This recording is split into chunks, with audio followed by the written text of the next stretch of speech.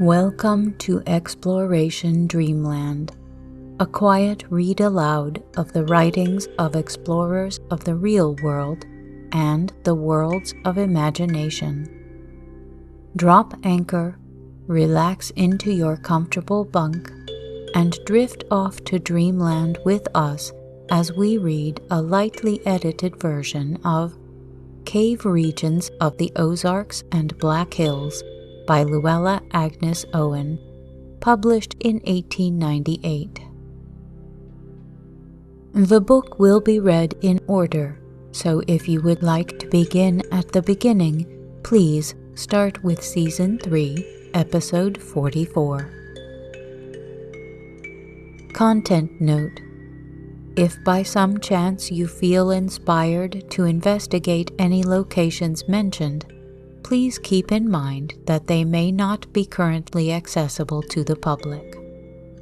Some are operated as commercial caves and have been noted as such where appropriate. This book was written quite some time ago and therefore does not necessarily reflect current-day outlooks and language choices. The scientific texts may use outdated terminology or be inaccurate in light of more recent discoveries.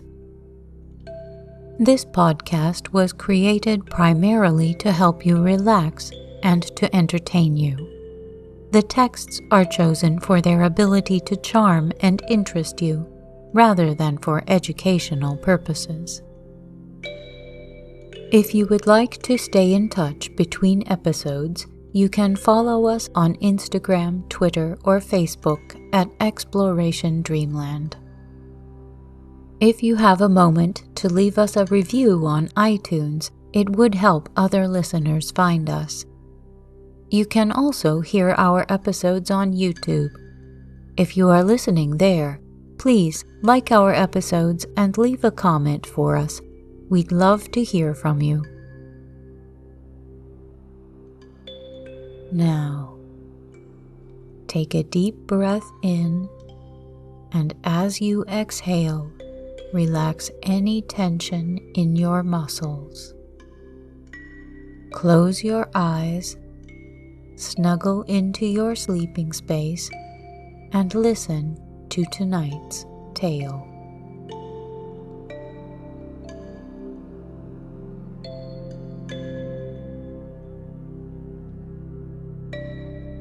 Chapter 8: The Black Hills and Badlands.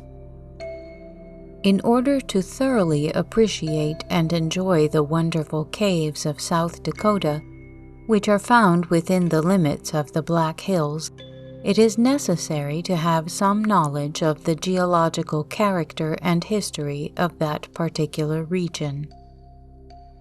Professor J. E. Todd, state geologist, in his Preliminary Report on the Geology of South Dakota, gives an interesting historical sketch of explorations in his state, beginning with the expedition of Captains Lewis and Clark to the upper Missouri regions in 1804 to 1806 to explore that portion of the recent Louisiana Purchase for the government and notify the native people of the transfer, and including all other important expeditions since that time, down to his own official tour of the Black Hills and Badlands in 1894.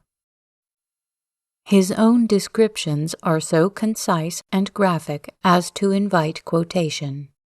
Of the hills, he says, quote, "The Black Hills have an area of 5,000 square miles of a rudely elliptical form with its major axis approximately north-northwest. Most of this area lies within our state. The true limit of the hills is quite distinctly marked by a sharp ridge of sandstone 300 to 600 feet in relative height, which becomes broader and more plateau-like towards the north and south ends. This ridge is separated from the higher mass of hills within by a valley 1 to 3 miles in breadth, which is known as the Red Valley, from its brick-red soil, or the race course, which name was given it by the indigenous people because of its open and smooth character, affording easy and rapid passage around the hills. The junction of the outer base of the hills with the surrounding tablelands has an altitude of 3,500 to 4,000 feet. Within this red valley one gradually ascends the outer slope of the hills and soon enters, at an altitude of 4,500 or 5,000 feet, the woody portion of the region. This outer slope varies greatly in width and is underlaid by older sedimentary rocks cut in almost every direction by narrow, deep canyons. This feature covers nearly the whole of the western half of the hills proper, where erosion has been less active on account of its distance from the main channels of drainage. Usually, from the broken interior edge of this slope or sedimentary plateau, one descends a bluff or escarpment and enters the central area of slates, granite, and quartzites, which is carved into high ridges and sharp peaks cut by many narrow and deep valleys and ravines, and generally thickly timbered with the common pine of the Rocky Mountains. Toward the south, about Harney Peak, the surface is peculiarly rugged and difficult to traverse. Toward the north also, about Terry and Custer Peaks, a small rugged surface appears, but in the central area between and extending west of the Harney Range is a region which is characterized by open and level parks much lower than the surrounding peaks and ridges." End quote. The Archean rocks which form the core of the hills mark the center of the various uplifts which have attended their formation and controlled their history. The coarse granite of Harney Peak indicating that, as the central point of the earliest upheaval, and the three porphyries known as rhyolite, trachyte, and phonolite, showing the uplifts of later periods to have had their centers a little more to the north, but the entire area is said to be only about 60 miles long and 25 miles in width. It is exceptionally rough and mountainous, and consequently has great charms for the lover of fine scenery. Erosion has only partially denuded the peaks of the sedimentary rocks through which they were thrust up, or by which they were overlaid during the earlier part of several subsequent periods of submersion. The hills, in these remote times, led but a doubtful and precarious existence, being now an isolated island rising out of a shallow sea, and then, owing to a general subsidence, submerged in the ocean to so great a depth that even Harney Peak is supposed to have almost, if not entirely, disappeared. This up and down motion continued at intervals until the Fox Hills epoch of the Cretaceous Age, at the close of which the sea retired forever from that portion of the country. In the next epoch, fresh water work began, and extensive marshes were formed, with an abundant growth of vegetation and reptiles. There was also much volcanic violence which resulted in the fine scenery in the north end of the Black Hills, and probably opened the fissures to form Wind Cave, the Onyx Cave in the southern hills, and Crystal Cave near the eastern edge toward the north. This was near the close of the Cretaceous Age, but here is a point on which the best authorities who have studied the porphyry peaks have failed to agree. Professor N. H. Winchell, believing that the intrusion occurred, probably, during the Jura Trias, But as Cretaceous beds of more recent date are found to have been distorted by the outflow, it seems that Professors Todd, Newton, and Carpenter hold the stronger position, and that the later time is correct.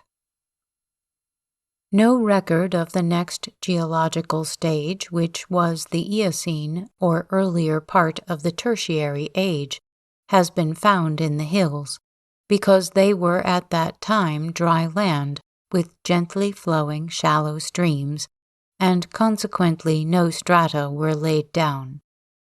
But they are supposed, through later evidences, to have had a tropical climate and vegetation enjoyed by large animals of strange new forms. The volume of fresh water afterwards became so great that immense lakes spread over large portions of the West, one of which occupied most of the region around the Black Hills at the beginning of the Miocene, and animal life was more abundant than ever before, and of higher orders, many species being the same as are now in existence. The weather became more and more inclement, and as the storms increased, the erosion of the hills also increased, and the rivers changed to torrents with deep channels.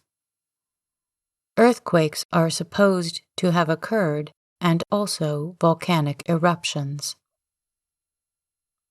The Black Hills were now rising steadily, and as the slope of the streams increased, the channels cut deeper, and the fissures, now known as caves, had long been filled with water. The most important of the numerous animals of the Tertiary Age yet discovered in the hills and surrounding region are the Titanotherium or Brontotherium, similar to our hippopotamus, the Oreodon, and a small horse having 3 toes on each foot. A little later in the same age, the horses were similar to those of the present time and of equal size, which proves that the wild horses of the West were not descended from the few lost by the Spanish invaders. At this time, the first lions, camels, mastodons, and mammoths also appeared. The remains of these animals are so abundant in places as to indicate that they perished in herds that were overwhelmed suddenly by great floods, and many, no doubt, huddled together and perished with cold. For with the beginning of the present age, the hills had reached their highest elevation, the inclement weather increased, and the tropical climate suddenly changed to one extremely cold. It was the beginning of the glacial period or ice age, when a large portion of the United States is supposed to have been covered by a sheet of ice. The ice is believed to have entered South Dakota from the northeast, and its drift across the state limited by a line so closely following the present course of the Missouri River that many of us would be inclined to consider it the western bluff. Beyond this line the ice failed to push its way, but the hills were subject to heavy rainstorms that filled the streams and carried large quantities of boulders and other eroded material, both coarse and fine, down into the valleys and over the lower hills, where much of the moderately coarse can now be seen exposed on the surface, and fine specimens collected without the use of a hammer. The brilliantly colored, striped, and mottled agates and the bright, delicate tints of the quartz crystal are particularly attractive to the majority of visitors. The beauty of these gaily colored rocks is quite extensively utilized by the inhabitants of the southern and southeastern hills to supply the place of growing plants, which are generally denied by the inconvenience of the water supply. The quartzite of the hills is well crystallized and heavy. I have one beautiful specimen of the dark red variety, through which passes a narrow line of pale blue, and the yellow quartzite or jasper sometimes shows dendrite markings. Very great quantities of agates and jasper, mostly in small pieces but unlimited variety, are to be seen in portions of the Badlands, south of the fork of the Cheyenne River, with an almost equal abundance of baculites and numerous other fossils. The wide expanse of deep ravines and sharp barren ridges in the Badlands is a unique departure from the usual phases of natural scenery that inspire interest and wonder, but no great admiration, until one soon learns that the law of compensation has been strictly observed. The beauty of vegetation denied those desolate buttes and ridges is atoned for by a marvelous abundance of most wonderful crystals of aragonite, calcite, barite, and satin spar, each to itself, or two or more combined in beautiful geodes, or else arranged in great flat slabs crystallized on both sides of a thin sheet of lime. These slabs are composed of crystals of uniform size and of a pale green tint, but the geodes show some striking combinations of both crystals and colors, with an exterior formed like boxwork, composed of a very heavy dark material, said to be a mixture of barium, calcium, and iron. The interior may be a bright green or lemon yellow, or perhaps the two in combination, while others yet may be either of these varieties with the addition of flat crystals of almost transparent satin spar. These crystals also occur in masses of the same box-like formation, rising just so much above the surface of the barren ridge they occupy as to give it the appearance of a prairie dog town. One hilltop over which an abundance of detached crystals of the palest water-green tint has been spread gave the impression of being covered with crushed ice. This transformation from a richly tropical to a marvelously barren region was accomplished during the time when storms reigned over the hills and ice ruled the country to the north and east. The long, slender barite crystals of a bright golden-brown color are especially beautiful, but are generally seen in the specimen stores, as the deposit is confined to limited areas and the few persons familiar with the locations are not over-anxious to introduce the general public. The fossil remains previously referred to are, of course, only a few of the most important, but it is remarked as a curious and notable fact that among the fossils of the lower orders of life in the Badlands, the heads have not been preserved.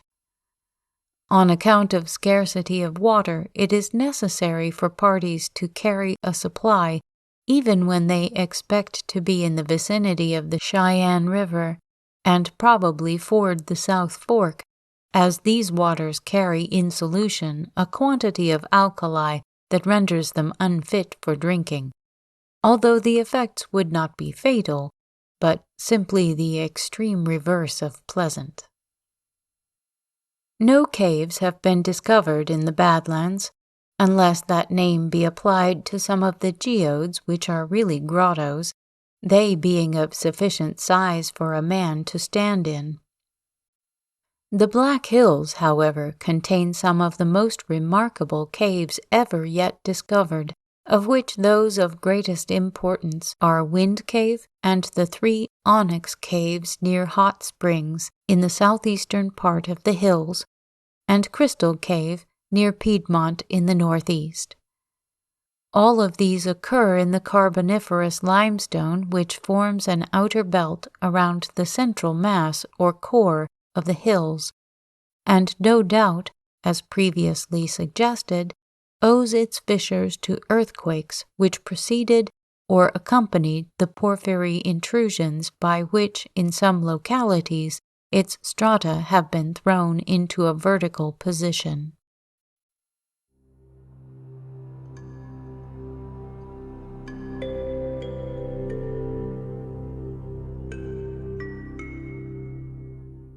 Chapter 9. Wind Cave. A quick note from your host in 2023. This area is now part of Wind Cave National Park. Wind Cave was discovered in 1881 by a hunter named Thomas Bingham, who, being weary of a fruitless chase, sat down to rest, and was soon startled by the sound of rushing wind on a calm day, and at the same time by a singular hair-raising sensation as his hat was lifted from his head and thrown high in the air. He is said to have afterwards declared that although frightened nearly out of his wits, he determined to find the cause of his alarm, and on turning slightly discovered a hole about 8 by 12 inches in size through which a roaring wind was issuing from the earth. As his hair maintained the aggressive attitude taken, the recovered hat could not be returned to its usual place, so an hour was spent in laying it across the opening and watching its instant projection into upper space, after which he set out to tell of the wonderful discovery. The announcement, however, was not received seriously, and he was assured of the impossibility of the wind blowing through a hill of solid rock, and his brother explained to him that he had been too self-indulgent and consequently imagined the whole affair. A protest of total abstinence failed to inspire confidence, but the brother promised to go the next day to see for himself, and did. The hat was again placed over the opening as before, but instead of taking the expected lofty flight, it was drawn in and has never since been seen. The current had reversed. Soon after this, the hole was enlarged to 18 by 30 inches, and the cave entered by quite a number of venturesome persons, assisted by a long rope and ample personal courage. No other improvements were made, and only a short distance was explored, until Mr. J. D. MacDonald settled on the property in 1890, since which time he and his sons have explored 97 miles of passage and done such extensive work in opening up small passages and placing ladders that it is now possible for visitors to travel long distances with surprising ease and comfort. The measure of distances in the cave is not by the usual guesswork method which has established the short measure reputation for cave miles, but is done with a fair degree of accuracy by means of the twine used to mark the trail in exploring new passages. A careful measurement of the twine has shown it to run 9 balls to the mile with a close average of regularity, so it is the custom to add another mile to the cave record as often as a 9th ball becomes exhausted. Wind Cave is 12 miles north of Hot Springs by a good road which offers somewhat meager attractions to the artist, but is more liberal towards the geologist, and especially so in fine exposures of the gypsum-bearing red beds of the Triassic. Limited patches of it are also exposed in each of the caves, generally carrying small quantities of selenite, which is crystallized gypsum, or, in other words, crystallized sulfate of lime.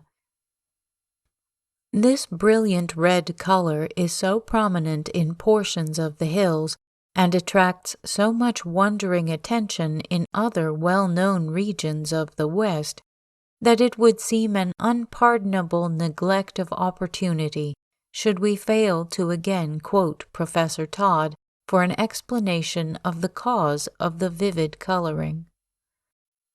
Commencing, he says, quote, Newton remarks concerning this, a large percentage of peroxide of iron in the red beds, to which they owe their bright red color, bears an interesting relation to the absence of fossils. The material of which sediments are formed is derived, by the various processes of denudation, from the rocks of older land surfaces. Whatever iron they contain is dissolved from the land and is transported in a condition of protoxide and some proto-salt, such as the carbonate, and the process is facilitated by the presence of carbonic acid in the water. Now iron occurs in these older rocks as protoxide and peroxide, the former of which is soluble and the latter insoluble in water. The peroxide, however, by the action of organic matter, such as is held in solution in boggy waters, may be deprived of a portion of its oxygen and converted into protoxide, and thus be rendered soluble. If the iron-bearing water is confined first in a shallow basin and exposed long to the action of the atmosphere, the protoxide of iron absorbs the oxygen and is precipitated as an insoluble red peroxide of iron. If, however, plant or animal life be present in sufficient quantities, this oxidation is prevented. In case but little foreign material, clay or sand, has been brought by the waters, the deposit will be an iron ore. In case large quantities of foreign material are deposited from the waters at the same time, there will be produced, in the absence of life, a brown or red clay or sandstone, and in its presence a white or light-colored formation containing the iron as a carbonate. We reason, therefore, from the condition in which the iron is found in the red beds, that there could have been little or no life, animal or vegetable, in the water from which it was deposited. The conclusion is strengthened by the fact of the large quantities of gypsum which are usually derived from the evaporation of saline waters.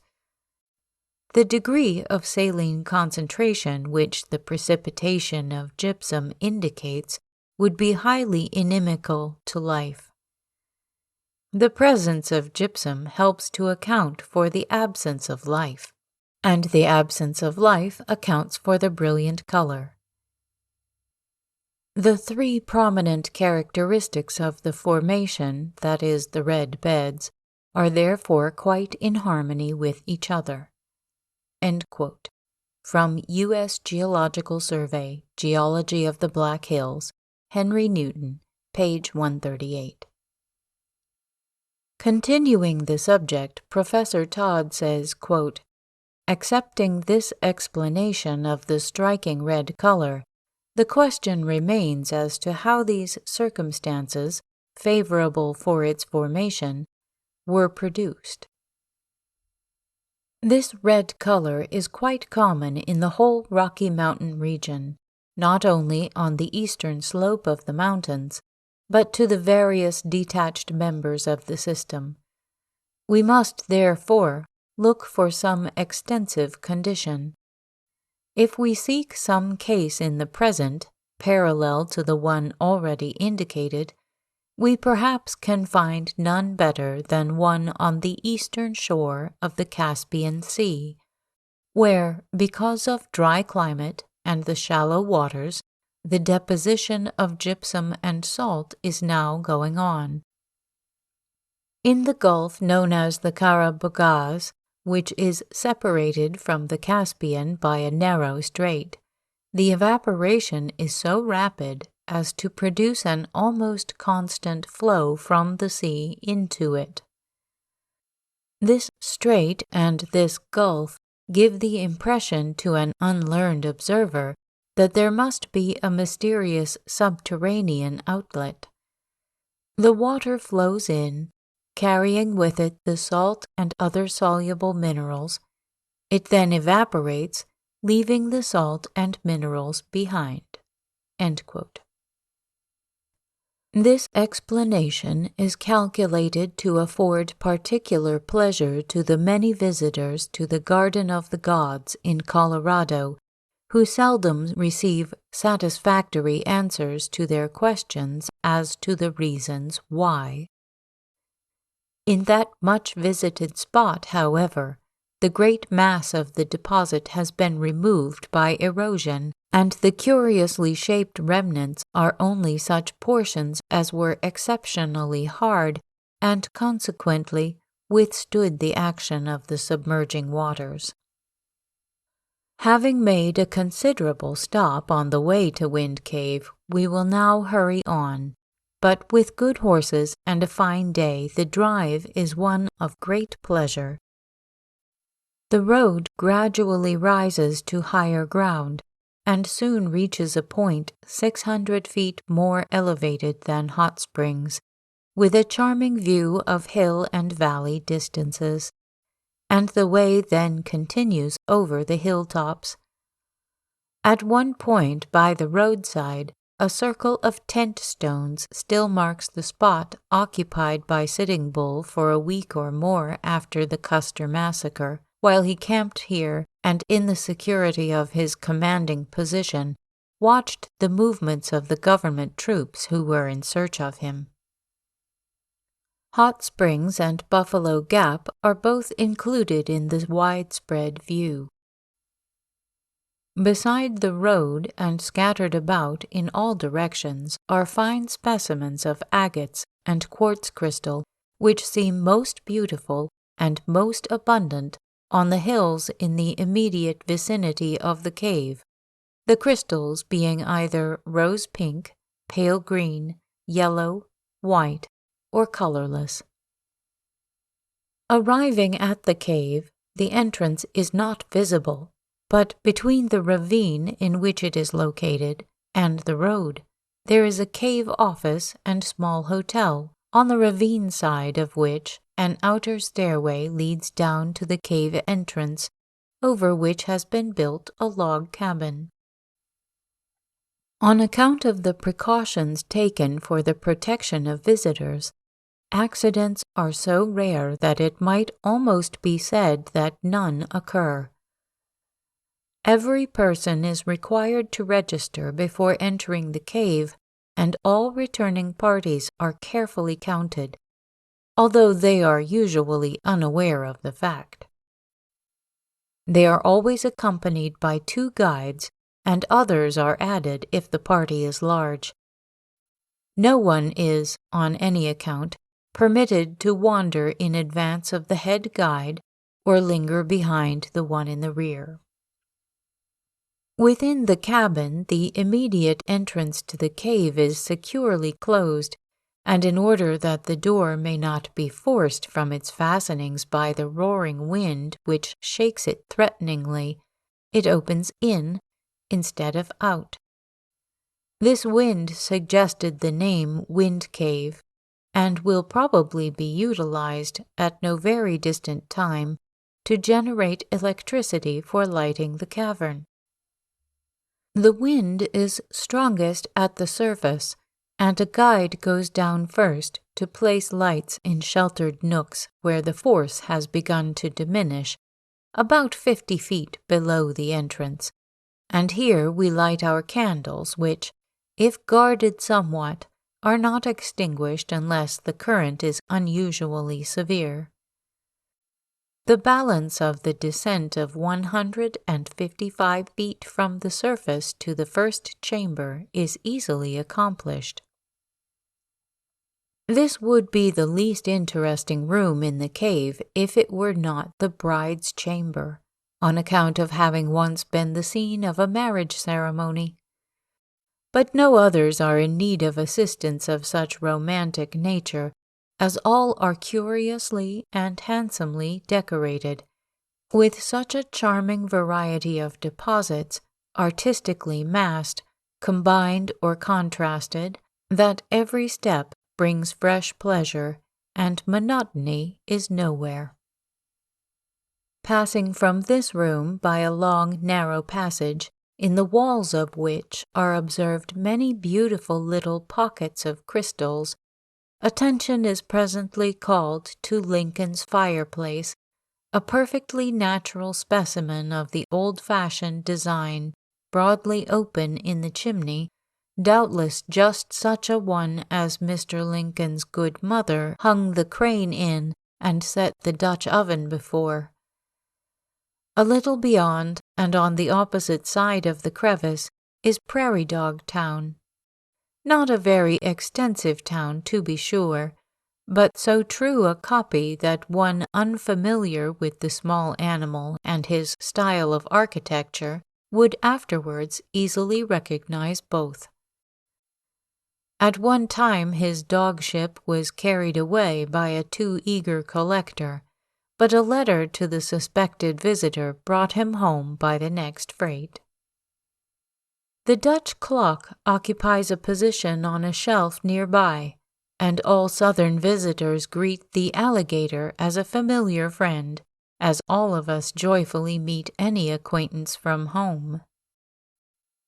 A long, narrow passage, formerly a tight crawl, but later opened up by heavy blasting, must be traversed before we come to the snowball room, beautiful with round spots of untinted carbonate of lime, as if fresh snow had been thrown by the handful over walls and ceilings, with the additional ornamentation of calcite crystals.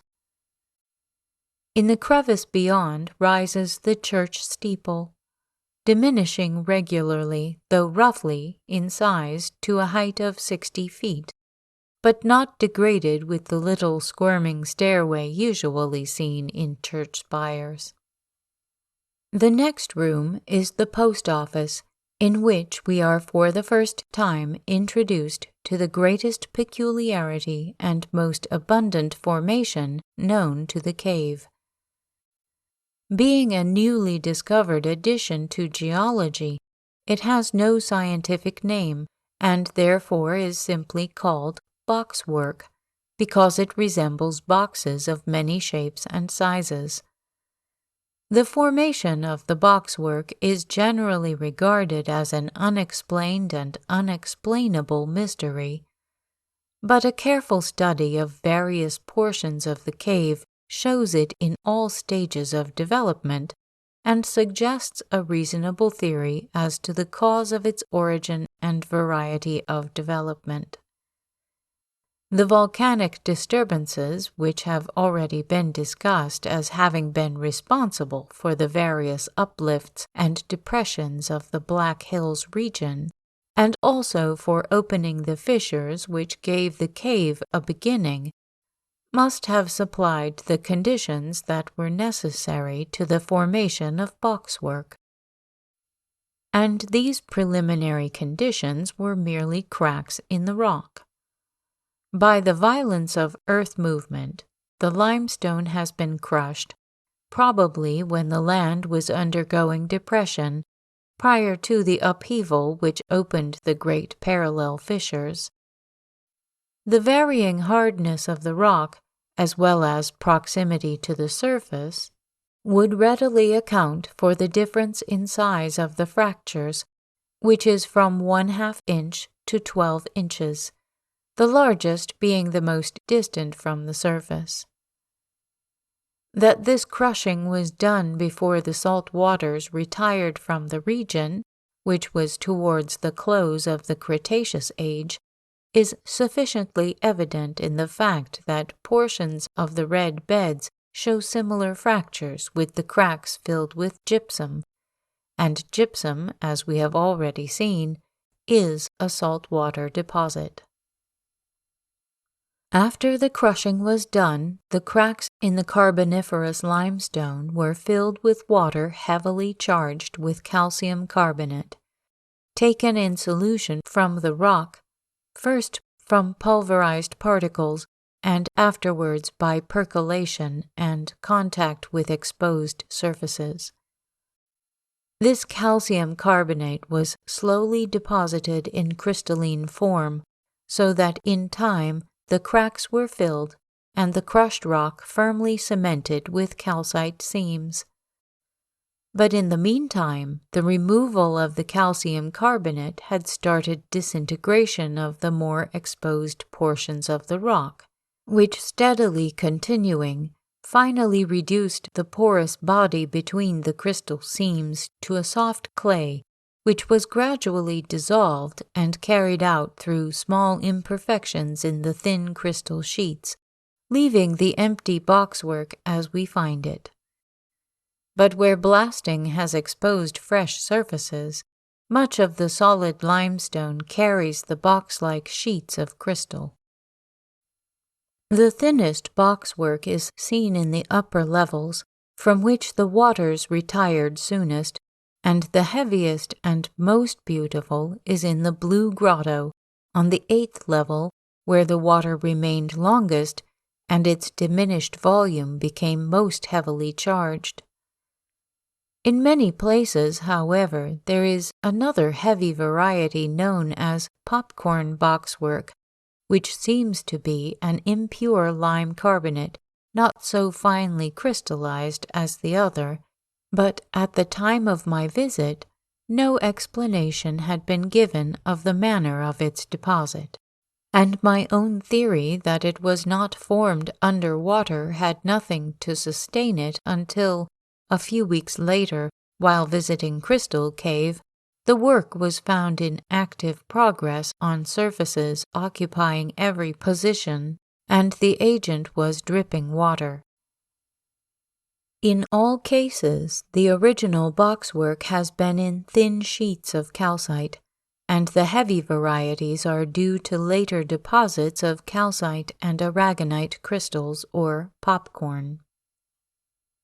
The colors are white, yellow, blue, and chocolate brown, the last named predominating to a great extent in that portion of the cave most easily traveled by visitors, and forming the ceiling and a part of one wall in the post office, where, as has been said before, it first appears. The effect is not dreary as might be imagined, and parties are generally photographed here because one side of the room is white and greatly assists the flash. This is a smooth perpendicular wall marking the line of the fissure and showing the strata of the rock in horizontal position, whitened with a thin coating of carbonate of lime.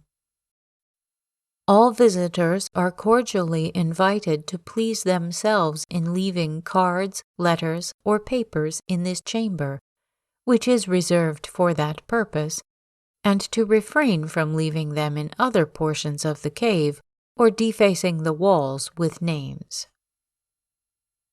Rose Misery is a long, narrow passage into which, during the early times before its size had been increased by blasting, a large man named Roe crawled to his sorrow. Being larger than the hole, he stuck fast, and neither his own efforts nor those of the guides could relieve the situation until a rope was sent for, and having been brought, was securely fastened to his feet, when a long pull, and a strong one, finally opened the passage. It is told that he claimed to have reviewed all the objectionable acts of his life, by which his friends understood that he occupied the motionless position not less than 3 weeks. Red Hall is very nearly described by its name and is quite a showy room, with the bright red walls contrasting sharply with their limited ornamentation of pure white carbonate of lime and pearly crystals of calcite. Off to one side of Red Hall is a beautiful little chamber called Old Maid's Grotto, probably on account of its trim appearance and ideal location. It is so entirely concealed from the view of those passing on the public highway that its existence is not even suspected until special attention is called to its coziness, and then it is necessary to mount an accumulation of great water-rounded rocks in order to obtain convincing evidence of its actual reality. It is a long, narrow room, shut in by a straight wall sufficiently high for rigid seclusion or protection, without preventing a glimpse of passing events. A break in the description is made here for the purpose of inserting a description written at the author's request by Mr. E. L. MacDonald. He was generally our special guide. He has chosen to describe the route taken by the majority of visitors, and therefore the balance of my observations within those limits are omitted. All who are familiar with those passages and chambers will observe while reading the next chapter that no imaginary attractions are added to the existing facts, but many interesting minor points are missing.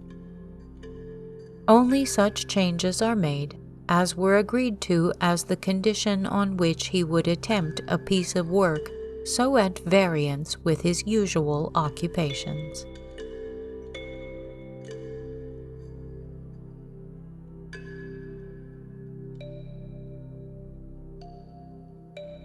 Stay tuned for the next segment from Cave Regions of the Ozarks and Black Hills by Luella Agnes Owen.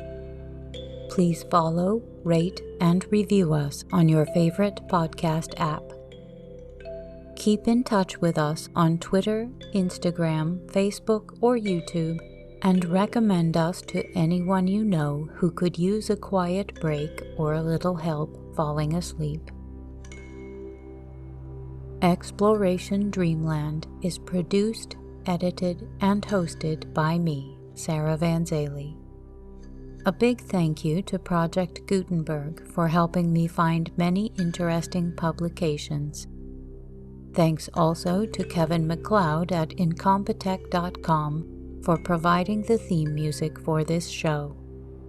The title of this piece is Kalimba Relaxation Music, if you would like to visit his website to hear it in its entirety. Sweet dreams.